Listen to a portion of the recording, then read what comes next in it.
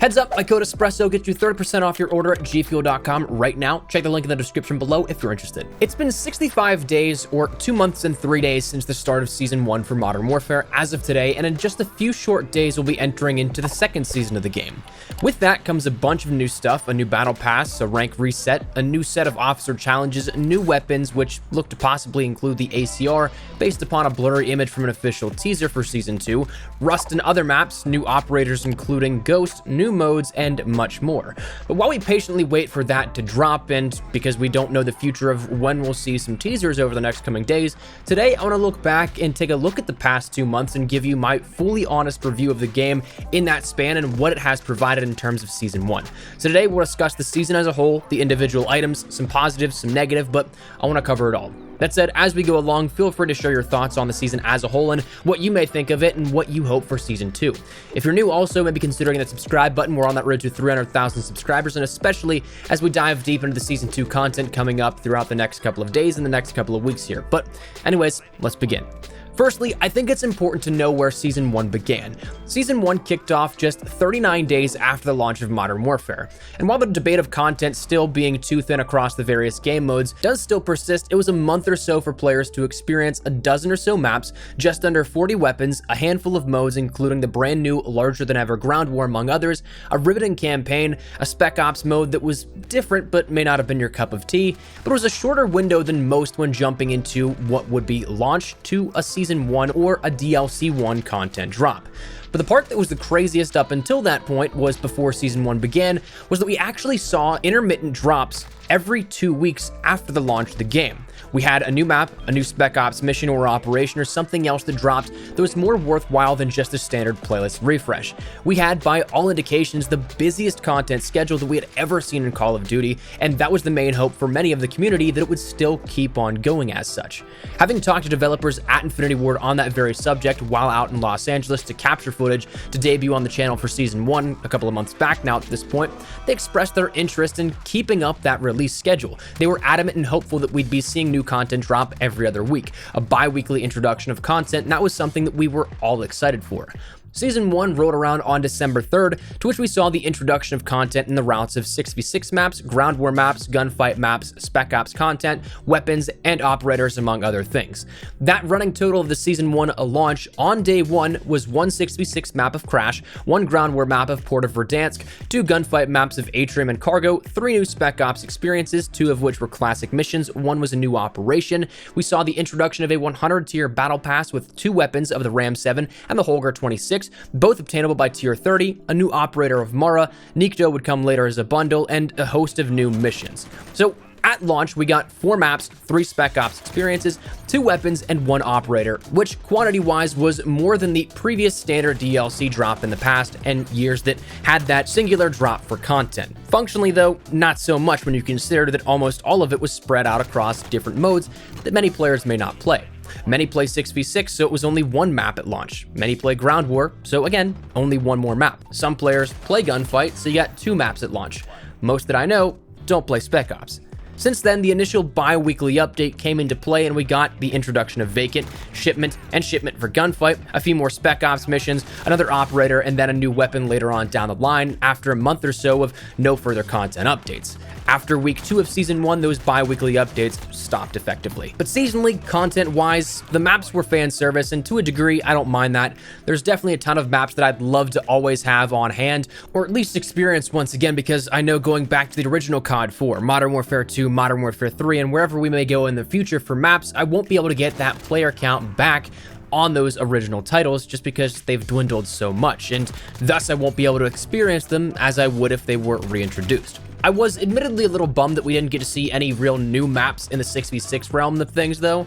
There wasn't really any interest in trying to create a new legacy of maps, and the maps that were introduced had their own differences that were a little off-putting to people. Overall, they sufficed, but they didn't wow in my opinion. I love shipment for camos and grinding currently, but spawns are absolutely abysmal on that and even more broken than the original shipments, which is hard to do. I'll skip Crash most of the time it comes up, and I'm pretty indifferent about Vacant. It's just kind of there.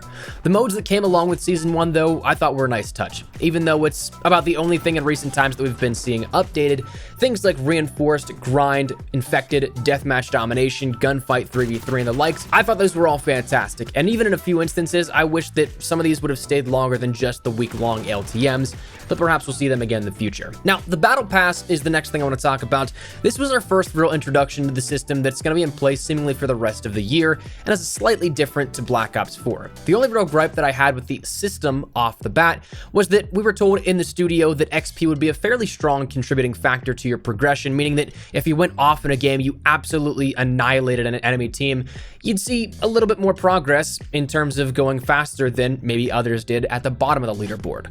But that turned out not really to be the case, but for the 100 tiers, you could go at it at the free entry, which gave you a limited number of those 100 tiers to complete, but you still had to grind in the same amount of time to get to, say, tier 30, but ultimately you could still get the weapons for free entirely. There was no entry barrier price tag for those. The $10 premium, or if you wanted to get the Battle Pass bundle, just opened you up to get the progressional unlock system throughout the rest of the season that would give you a handful of cosmetic items and nothing functionally advantageous. You got a handful of weapon blueprints, operator skins, watches, double XP tokens, and a host of smaller items that we don't necessarily care for, like your stickers. But were you missing out if you didn't buy into the premium stream? No, not really. Did you comparatively to the shop prices get your money's worth for that $10 if you completed the 100 tiers? I think yes, because the blueprints that you ended up getting for that, if you took it to what you'd end up seeing in a shop bundle, it was about a third of the price tag that you ended up breaking it down if you did it individually. So one thing I will 100% commend this stream for, though, is the inclusion of COD points throughout the actual stream. If you're someone who doesn't care about cosmetics and don't care about shop items, and you simply bought the pass to get whatever's available there, that base $10 you put in and you completed the stream, those COD points, if you didn't spend it on anything in the shop or buying tiers, you effectively will set yourself up for never having to pay for another battle pass in the game, assuming each season has the same price points. You received 1,200 or 1,300 COD points in that 100 tier stream. Off the top of my head, I can't remember which one it was, but each pass only costs 1,000 COD points for the premium full access to 100 tiers, thus allowing this cycle to continue. Functionally as well, I was a big fan of the fact that the weapons were not locked behind a massive wall of 100 tiers. That's a daunting amount, but 30 tiers is much more manageable, much more obtainable for the everyday player, and that's something that I commend as well. No 100 plus hours of game time to get a weapon that may just sit there for you. 70% of that pass after you get the weapons is completely optional at that point. The only things that after almost a full season's time, looking back, I have some concerns with are 1, the amount of time it takes to complete, and 2, the abrupt end of the stream. For the time in which it takes, I personally don't know well enough if it's too long or too short a stream. As a content creator, part of my job is to play the game so I can have stuff to talk about, so I can have footage to showcase. I completed the stream about a week and a half ago, maybe around that 14-day left on the season mark, but at the same time, I also took 2, maybe 3 weeks off of playing the game at the very beginning of the season from burnout and just overall annoyance with how people were playing the game at the time. So while I play a lot for my content, I also condense that into a much smaller time frame than most people would. So I have heard people saying they're not going to come close to completing it, but I also have heard a lot of people saying that they completed it relatively fast. So I've seen both ends of the spectrum here on that one, but the only other thing is the fact that it's got an abrupt end. Once you hit tier 100, there is absolutely nothing you can do, and even if you get things in the shop that have, say, battle pass tier skips, it doesn't do anything. It doesn't roll over into next season. It's just effectively burned. There's nothing after tier 100, so I wish there would have been something like maybe every 10 tiers or something like that. It just continuously goes on, but every 10 tiers, you get 100 COD points. So it keeps you working towards something, but it's not something that maybe requires dev time or anything design-wise that could take away from other functional aspects that need some help in the game. I just think that'd be a way to do it, but I guess that we'll have to see if anything is rectified with that in the future. Swapping topics over to officer challenges and officer ranks. Honestly, Season 1's challenges compared to Season 0 are so much easier. I completed about 80 of them just by simply playing the game, not really going out of my way or anything like that. I have a handful left that I still need to finish up before the season ends on Tuesday, but it's definitely one that I've made way more progress just by simply playing. So if you're somebody that wants to go for some of these completions, assuming you don't have like 80 left, you could probably do a lot of them just by grinding out this weekend. I don't know how much you have left and therefore how many will actually be possible to complete, but they were definitely a lot easier this season compared to Season 0. After that, we got more missions with Season 1. Honestly, I didn't really care for these. They kind of were lackluster. A lot of them were for officer uniforms, or operator uniforms rather. The only thing that really was worthwhile to me was the Jack Frosty Scar. That was really cool, but it's a PS4 exclusive, so that kind of puts a damper on it as well. Plus, there's a challenge where you got to use a sniper scope on a rifle, and I'm not about that one. That doesn't work for me. Throughout the season, we saw also a bunch of events like double XP events, double weapon XP, double XP, and double tier progression, actually. That stuff I'm really cool with. There is, in my case, not much to it other than double weapon XP because I'm still going for Damascus, but players that play the game a lot maybe have completed Damascus. It may not necessarily be worth it right now, but there's been ample amounts of times for even the casual player to jump on and reach that max level here within Season 1. So to that, it's kind of cool. Sucks that a lot of us can't really use it at the very moment because there's no prestige system. You can't go above and beyond. The crossbow introduction was a cool little event as well to see a weapon added in mid-season and via challenge, not necessarily battle pass or anything you have to absolutely buy. That's something that I'll commend it for. The shop introduced a couple of cool things as well. We talked about this at the very beginning of Season 1 when we showcased a ton of camos and blueprints that came along with Season 1. My biggest thing with Black Ops 4 is that I felt like I had to gamble to get a cool skin. While they are a little pricey, I will say that 100%, I think that I still prefer this system to supply drops entirely. So the introduction of the cool camos and the way that they're just available there for if you want them, you can buy them, I'm okay with that as well.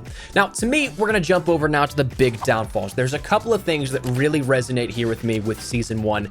And the first of that being the fact that there were no updates after week 2, except for update 1.13 a couple of weeks back now at this point. We saw that bi-weekly update and bi-weekly content addition pattern from launch pretty much just go by the wayside. It carried up until Season 2 and even into Season 2 with that first bi-weekly refresh where we saw Vacant and Shipment, we saw Nikto added in, we saw a couple of other things in terms of Spec Ops, we saw Shipment being 2v2 compatible, but after that, it dropped off the face of the earth. It dropped off like a cliff. There really was nothing after that up until, well, the crossbow update of update 1.13, which came over a month later at that point, and really was something that I was hoping to see, not only just for a content update, but an update to the game that fixed the many, many problems that last update beforehand, introducing Shipment, introducing Vacant.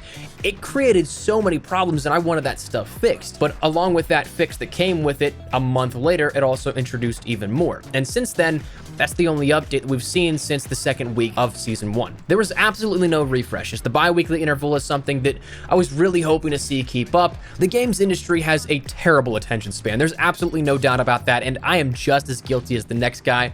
But to see that pattern start, to see that content that could go out there in the game files, having it there in the game, hear that plan from the team that they want to keep up with that, and then see it to drop off the face of the earth, that just really sucked. The one thing, though, that really resonated with me when I was writing these notes and thinking about things to talk about and where I should go with the discussion here with this, the thing that really resonated with me is that it's been nearly 2 months since our last content drop map-wise. The crossbow was a nice gesture, yes, but I'll be honest, I personally haven't used it and don't plan on using it. It's a niche weapon that really in basically any gunfight won't do well. Comparatively, basically all other 40 weapons in the game will beat it. But it's been nearly 2 months, 1 month and 19 days to be exact, since our last substantial content drop. And in that time, we've seen more maps removed from play than we've seen introduced, and almost have as many maps removed from play on the entire season as compared to the entirety of maps introduced with this season.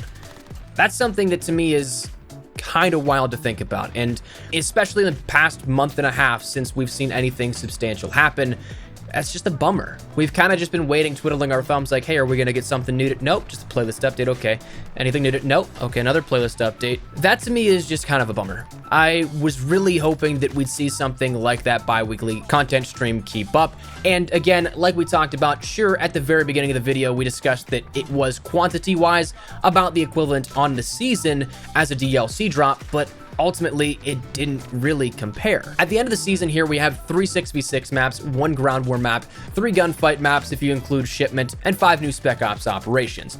Most players only care about, say, 6v6. That's 3 maps. That's less than your standard DLC pack. Ground War, only 1. Gunfight, 3, again, less than a standard. And Spec Ops, while you have more than what was introduced map-wise previously, I don't know too many people that exclusively play or really enjoy Spec Ops, which is kind of a sad statement, but maybe I'm just not looking in the right areas. But perhaps one of the things that bummed me out the most here with this season, starting strong, is that there's been no communication. This really became a talking point about a month or so ago when all these issues popped up with the update 1.12 that introduced shipment, introduced vacant, and all the things like that. But they promised to rectify this with the community update blogs over on their website, but even now to this point where I think this will be our 3rd or 4th community update blog since they introduced it, every one prior has been just about a sentence or 2 of new information. That's it, out of an entire blog. Everything else is just almost verbatim copy and paste of what the update notes were for the playlist refresh and any other issues that have already been communicated about 7 or 8 times. There's nothing really substantial or new, and so therefore it's just a communication loop of just standard PR talk. It's not anything that really informs the players and the community of what's going on. Why is this happening? It's not the channel of communication that many are hoping for. So I hope that that stuff can get better in the future, but I guess to wrap this all up, because we now have gone on for a little bit of time, I apologize. There's a lot to talk about. The overall ranking here, I guess, for season 1, I guess is par, subpar maybe. I'd give it a 6, maybe a 7 out of 10. At the very beginning, I thought it started out strong. I knew that we weren't going to get absolutely everything shown on the roadmap for season 1 on day 1, and I'm glad that didn't happen because otherwise we would have gone 2 months without any content. But those first 2 weeks I thought were pretty solid for season 1. It looked promising. It looked like we'd be getting a lot of stuff, but then it really went downhill there because everything went radio silent. We got no real updates outside of playlist updates and new game modes. No new maps have still been introduced since shipment and vacant a month and a half ago. So here's to hoping that season 2 gets better. Here's to hoping that season 2 reintroduces that every other week update consistency. But that said, that's where we're going to wrap it up. So that's my review here on season 1. Let me know your thoughts down there in the comment section down below. Do you agree, disagree? What do you have to add to the conversation? Whatever it is, feel free to let me know your thoughts in the comments down below. But hopefully enjoyed the video. If you did, make sure you drop a like down below. And of course, if you are new to the channel, make sure you guys subscribe so you don't miss a single thing regarding all things Modern Warfare, updates, news, information, tips, tricks, all that good stuff we got you covered here on the channel. So if any of that interests you, hit the subscribe button so you don't miss a single thing. If you guys also want to follow me over on Twitter and Instagram, those are the best places to get connected outside of YouTube. I live on both those. If you guys want to strike up a conversation, ask me a question, whatever it may be, the link is down there in the description below. That said, thanks so much for watching. My name is Espresso. I'll see you guys later. Take care and peace.